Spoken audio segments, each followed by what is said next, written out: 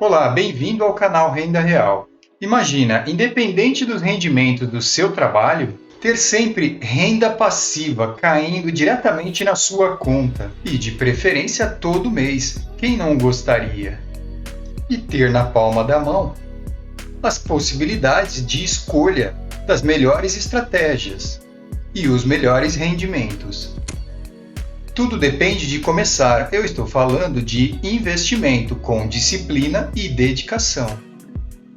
Fundos imobiliários têm sido uma boa pedida para esse fim, principalmente por ter seus rendimentos isentos de IR.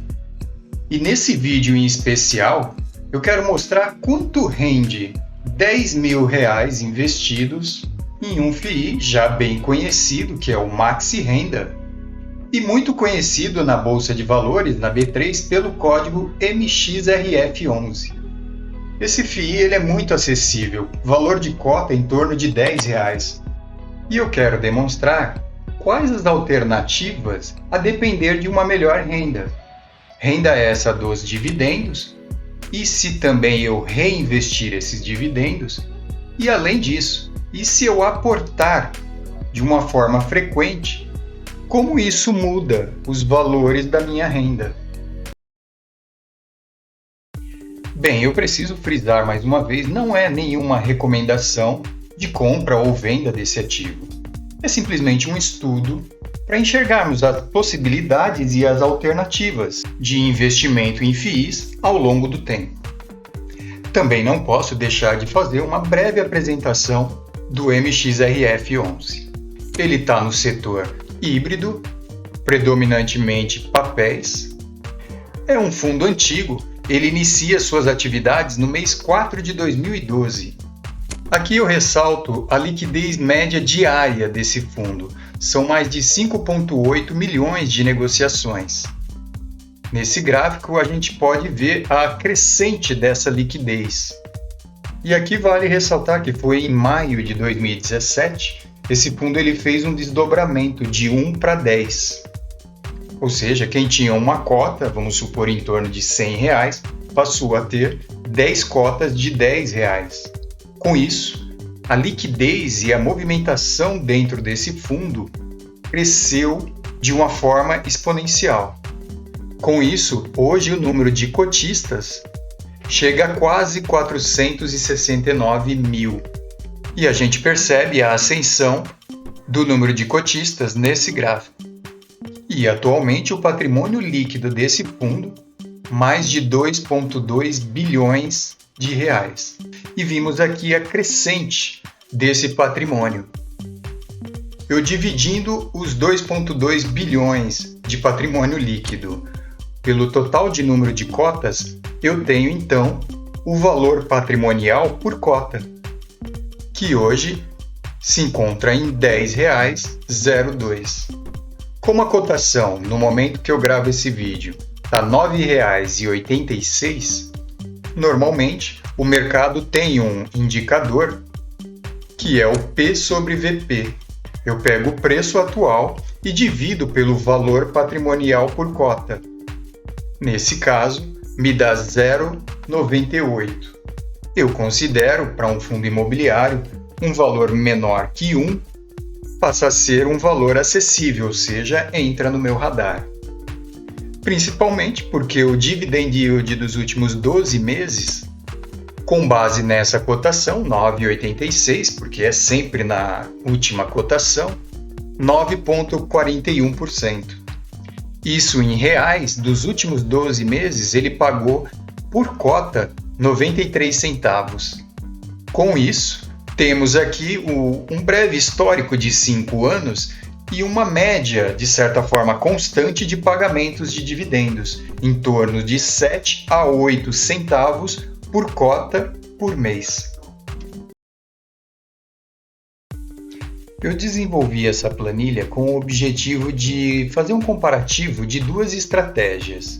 Aqui representado em rosa, eu vou fazer a compra de uma determinada quantidade de cotas de um fundo imobiliário e mês a mês eu vou recebendo os proventos, os dividendos dessas cotas.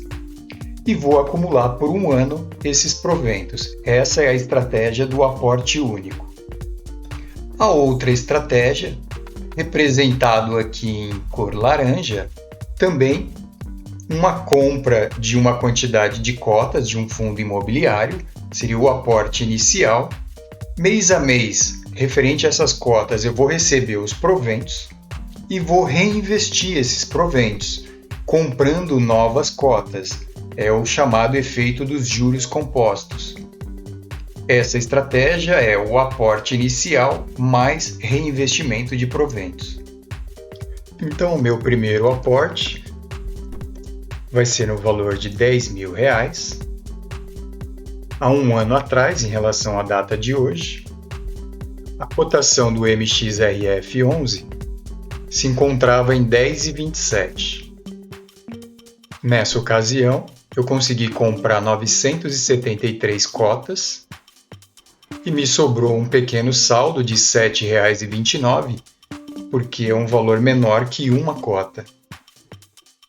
Um mês depois, em janeiro, eu recebo então o primeiro provento, 6 centavos por cota, vezes o meu total de cotas, 973, me dá um total de proventos de R$ 58,38.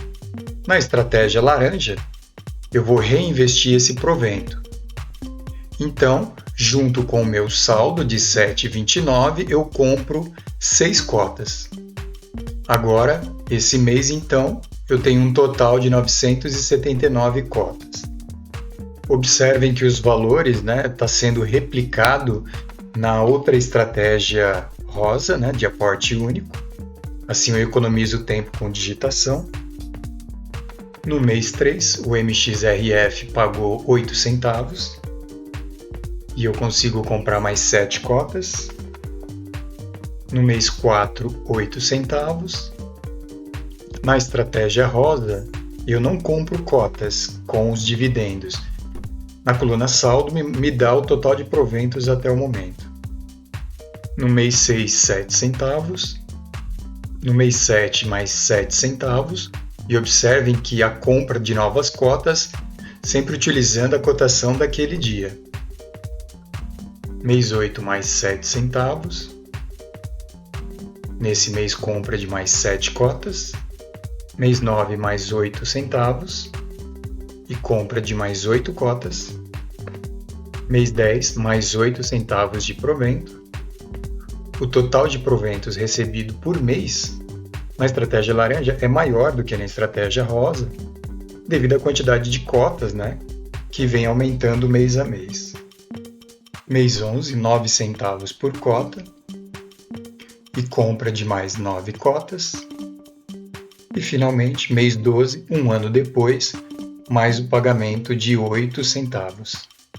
Primeiro, a diferença de quantidade de cotas, 973 contra 1.065. Isso devido ao reinvestimento dos proventos recebidos. Total de proventos recebidos, R$ 885 contra 922. Dividend yield desse ano, 8,86% contra 9,23%. Patrimônio total, R$ 10.486,50 contra R$ 10.501,93. Patrimônio total em porcentagem, 4,87 contra 5,02. Aqui é o patrimônio líquido ajustado, ou seja, sem proventos. Então é o meu patrimônio atualizado pela última cotação. Ou seja, 973 cotas no rosa, vezes 9,86. E na estratégia laranja, 1.065 cotas vezes a última cotação, R$ 9,86. Aqui no caso de venda das cotas, esse seria o valor recebido. E esse patrimônio líquido ajustado em porcentagem, como o valor da cota está menor do que quando eu comprei há um ano atrás, o meu patrimônio se encontra negativo. Na estratégia aporte único, menos 3,99. e com os proventos reinvestidos, menos 3,84. Bem, por esse comparativo é fácil de perceber o ganho exponencial quando a gente reinveste os proventos, recebidos por cota, pois na medida que compramos novas cotas, aumenta-se o potencial de recebimento de mais proventos. E pensando nessa lógica, eu quero apresentar uma terceira estratégia. Aproveitando até que os dados já estão lançados, ela é montada também pela compra inicialmente de um lote de cotas, mais o reinvestimento dos proventos recebidos mês a mês, e agora um incremento de aportes mensais, que eu vou determinar qual o valor, e nós vamos poder acompanhar a diferença entre as três estratégias. E como eu já repliquei o lançamento dos dados nas três estratégias, não vamos precisar desse campo. Eu vou aproveitar o espaço e reorganizar os indicadores. Agora sim, indicadores organizados. Esse em preto eu analiso cotas. Indicador azul é sobre proventos. E o verde é sobre patrimônio.